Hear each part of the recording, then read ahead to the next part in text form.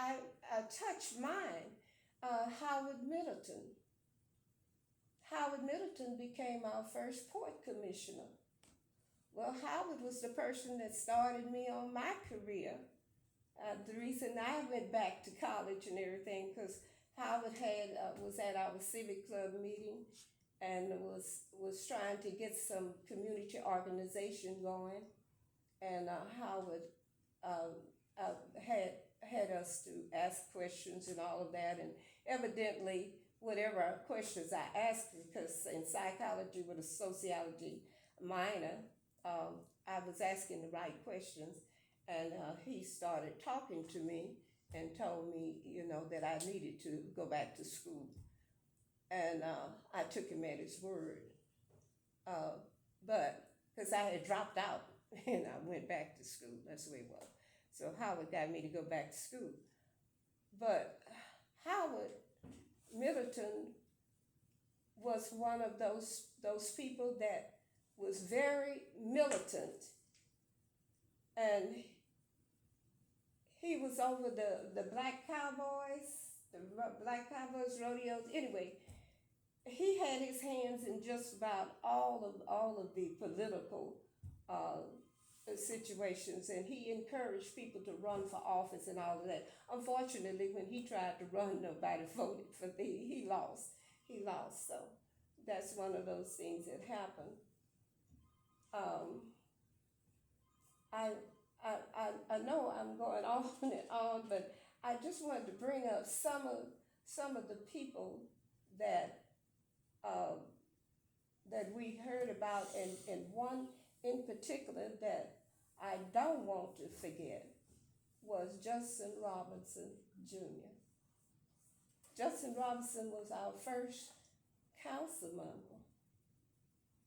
He was our first district council member, the only one in city council.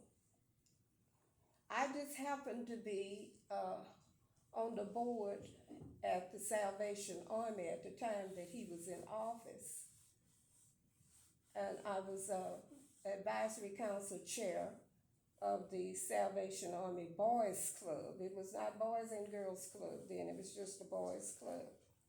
And as the chairperson, then I was automatically on the board. Well, I had no idea that I was sitting in the midst of conservatives who weren't really in favor of Judson.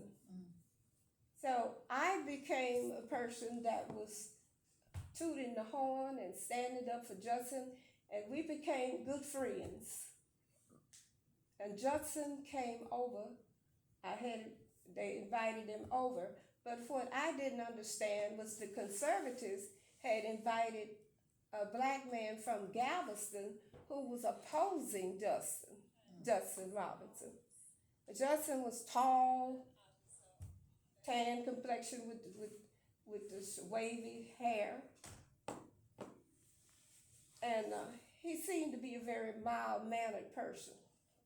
And the man from Galveston, his last name was Washington, that opposed Justin, came in and was attacking him.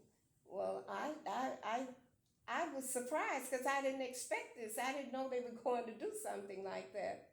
And I didn't know Justin was going to be able to defend himself. To my surprise, Justin stood I guess he's 6'4", 6'5", so stood up, and the man was about 6'4", and Justin confronted him, and the man was about to run out the room, and I said, oh my goodness, and Justin let him know that he was doing all that he could. He was the only black person on that city council. He was the only one, and he had to explain to him what it was. But it just reminds me, we are our greatest enemy. Instead of this person getting with Judson and finding out why Judson made certain decisions or why Judson was unable to do certain things, he criticized him. He excoriated him. And we're doing that right now. we have to straighten up. We have to unite. We have to realize that there are people who are going to disagree with us, but we need to agree to disagree without being hostile. And I know Miss Ruth want me to shut up. She's her hands, she's fidgeted and everything. But I'm at this point now, and I'm going to say this because we need what we need to do. What I see us as a nation within a nation, and we need to come together and see ourselves as this nation. We need to hang on to all of our property right now because we see what's going on. We see what's going to happen. We need to have our farmlands. We do not need to depend on the other folk to take care of us because Marcus Garvey and all of them let you know that you can't expect the people who have oppressed you to take care of you.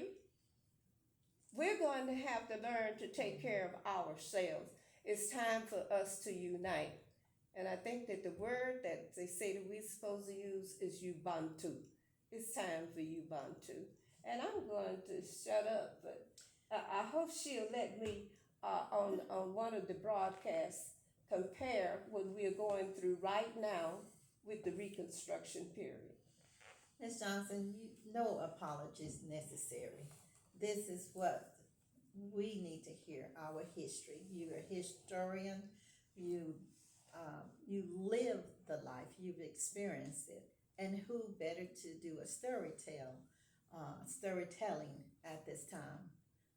So we do thank you for sharing your wisdom, your insight, as well as the past with us.